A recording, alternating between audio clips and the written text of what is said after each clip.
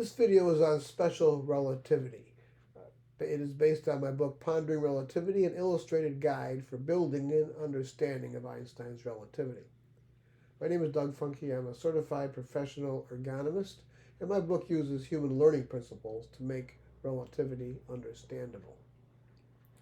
Special relativity is the first of Einstein's two theories of relativity.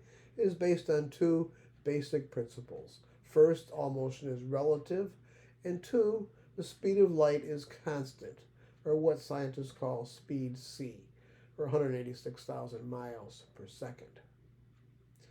The first principle, all motion is relative, is really quite easy to understand.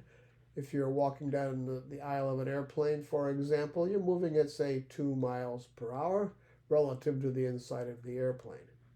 But the airplane is moving at 500 miles per hour across the surface of the Earth, so relative to the Earth, you're moving at 502 miles per hour.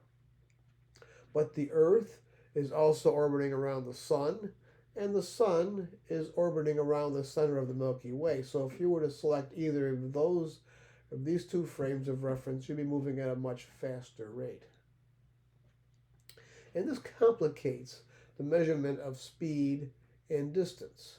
For example, if you were to drop a ball from outstretched arms on a train car, the ball would drop about 3 feet and take a second, or move at 3 feet per second. But if you were to watch this same event from the side of the tracks as the train moved past, the ball would appear to move 4 feet and take a second, so move at about 4 feet per second. And this phenomenon also happens to light. This is an example that Einstein used in his book.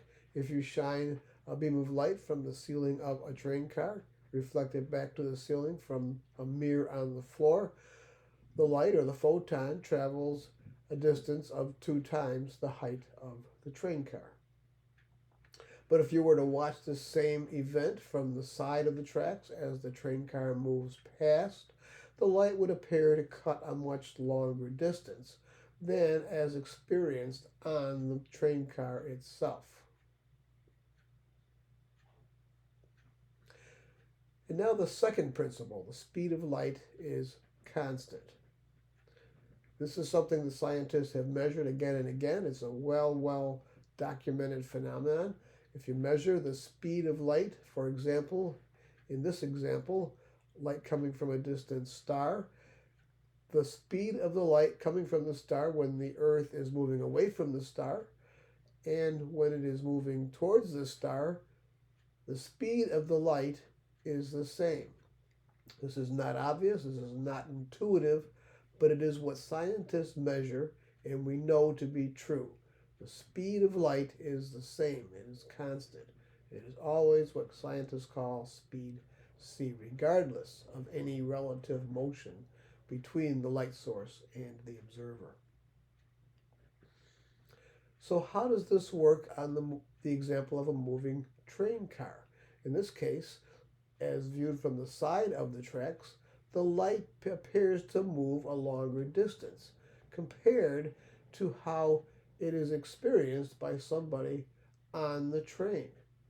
How can this be if the speed of the light in both situations is constant?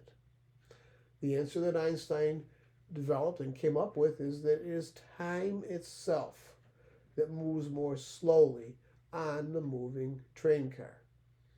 Time moves more slowly as experienced by people or persons on the moving train car to account for the shorter pathway that light appears to cover or to cut on that train car. Sometimes it's referred to as compressed space. The way to remember this, the mnemonic that scientists use, is that moving clocks run slow. Moving clocks run slow to account for the shortened pathway of light moving at a constant speed as experienced by people on those moving platforms. But the first principle, all motion is relative, you could observe the same situation from on the train car. So for a person on the train car, It is the train car that is not moving. It is the ground outside of the train car that appears to be moving. And in this case, a light beam sent from a light pole to the ground and back to the light pole appears to cut a much shorter pathway as experienced by people on the ground. And in this case, it is time on the ground that moves more slowly. Moving clocks run slow. It is all relative to the frame of reference that you select for measuring the speed of the light. Moving clocks run slow to account for the shortened pathway of the light on the apparent moving platform, in this case, the ground, moving past as viewed from on the train car. So to summarize, the special relativity, again, Einstein's first theory of relativity, all motion is relative, first principle, including the movement of light. And second, the speed of light is constant. Therefore, moving clocks run slow to account for the shorter distance light travels on the moving platform, as experienced on the moving platform. Moving clocks run slow. Again, this is based on my book, Pondering Relativity, an illustrated guide for building an understanding of Einstein's relativity. It is available on Amazon, or you can visit my website. I hope you'll get a copy. There are a lot more examples, a lot of illustrations. You can see how relativity works. Thank you.